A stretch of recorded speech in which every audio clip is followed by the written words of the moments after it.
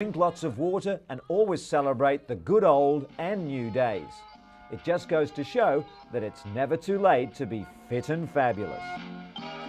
And proving that it's never too late to be a beauty queen, 91-year-old Dolores Garces was recently crowned Miss Grandmother in Mexico City. Cheered on by their children and grandchildren, 45 women from all over Mexico competed in the 10th annual Grandmother Beauty Contest.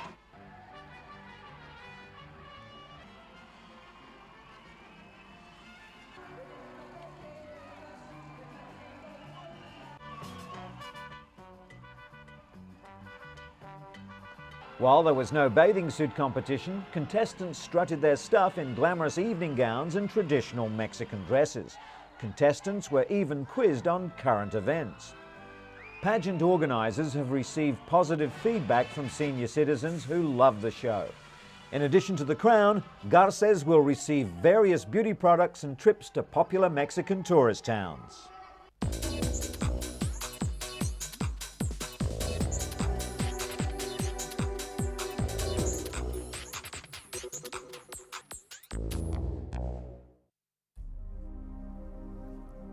In response to the increasing number of anthrax scares in the United States, the Mayo Clinic has released a new rapid response DNA test that can determine if an individual has contracted the anthrax virus in under 30 minutes.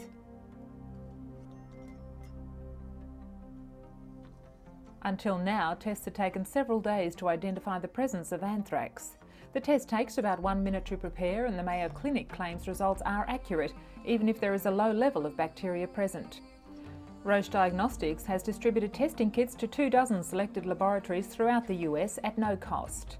The test has not yet been approved by the US Food and Drug Administration, and it is not clear when or even if it will be in the near future. Another response to America's anthrax scare is a $25 home test kit. Pure Test claims to detect anthrax spores in the air, water and on surfaces.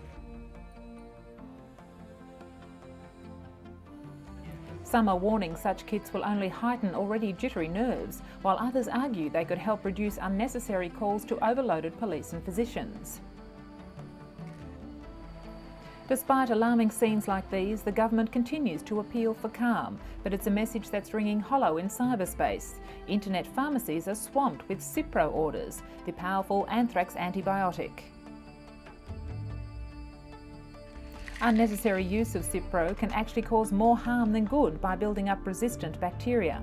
But as the threat of anthrax contamination continues, the message to stay calm is increasingly falling on deaf ears.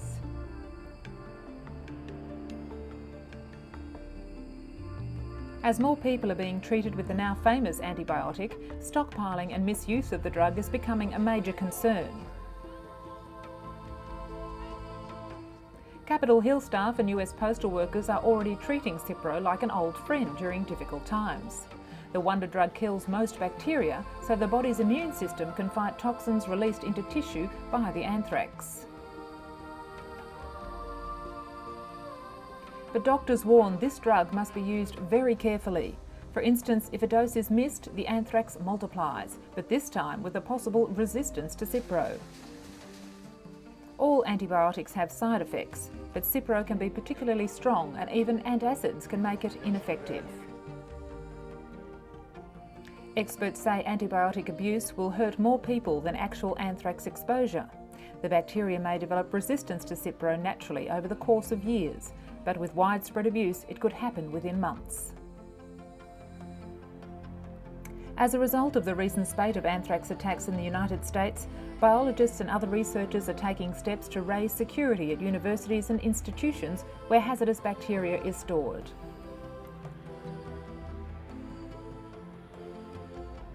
They, more than most, would understand the dangers the viruses pose. But at the same time, they believe that a complete clampdown on access to collections of germs would ultimately result in far fewer scientific and medical breakthroughs. Many universities instituted several immediate measures, such as obscuring information on data they possess on dangerous organisms, especially since discovering that the anthrax virus was most likely stolen from a research laboratory or institute. Meanwhile, the United States remains on a heightened state of alert, aware that the nation may be subjected to reprisal attacks following the relentless waves of airstrikes the military has rained down on Afghanistan. So far, at least 15 people have tested positive for anthrax and several have died. Thousands more have been treated preventatively with Cipro in an effort to stem possible development of the disease. The search for better alternatives to Cipro are underway as well, with some researchers claiming they've done away with common side effects such as nausea, diarrhoea and rashes.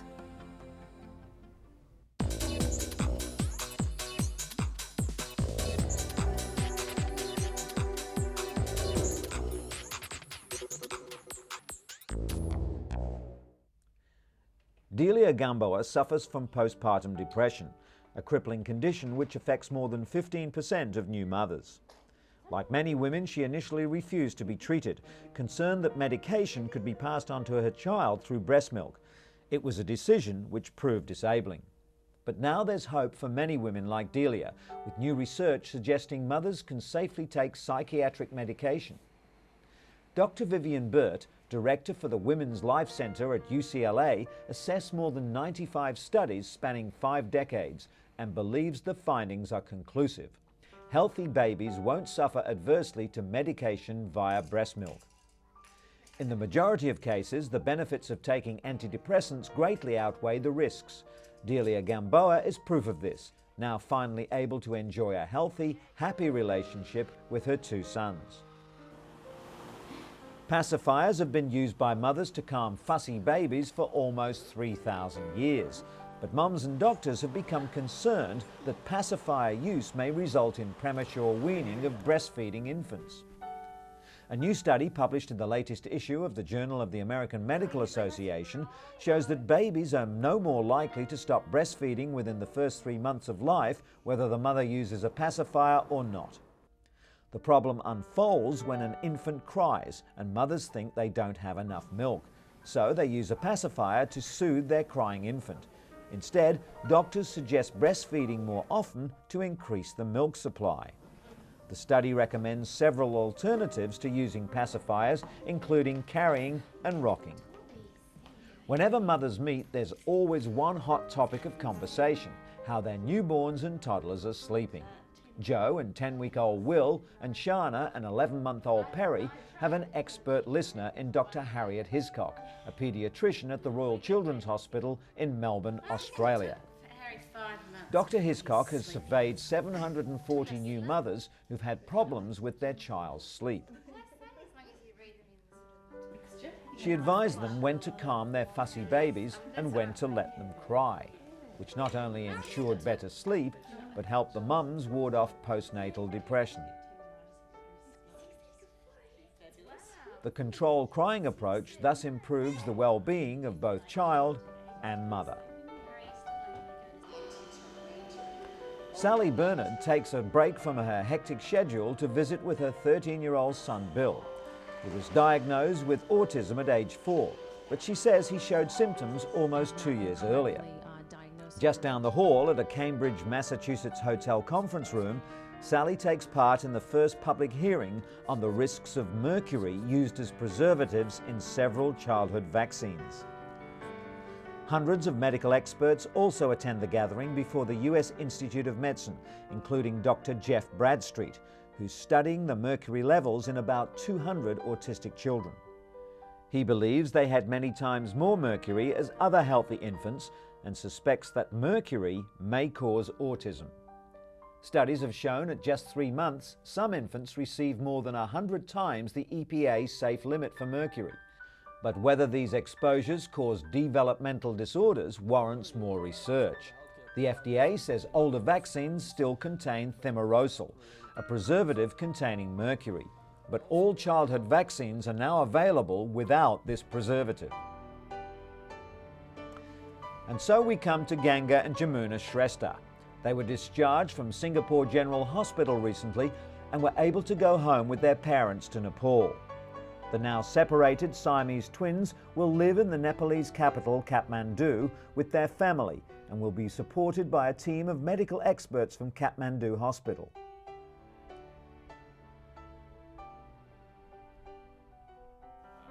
The surgeon who conducted the 100-hour operation to separate the twins told a news conference that the girls were ready to go home to rest, grow and develop.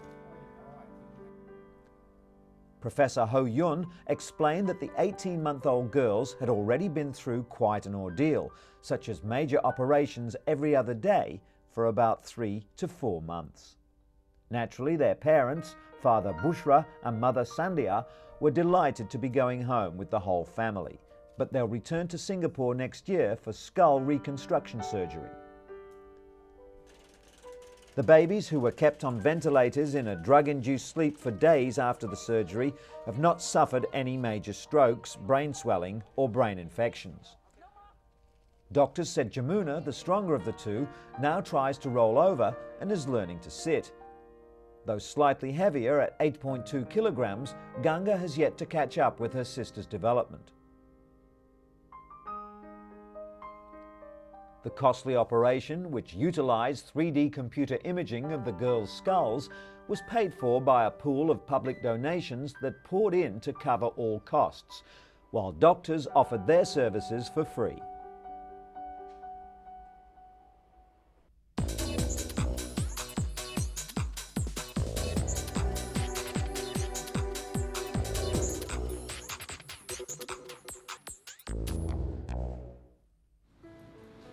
Architect Alison Dunn has multiple sclerosis, a neurological disease that strikes younger people. While severe MS symptoms include paralysis, Alison suffers a milder form known as remit and relapse. Under current guidelines, doctors could only diagnose her after the second attack, but now there are new international guidelines being launched to diagnose the illness in far less time. MRI scans will now be done as soon as a person suffers their first attack. The brain images are so advanced that they can quickly expose the MS lesions before nerve damage becomes more pronounced.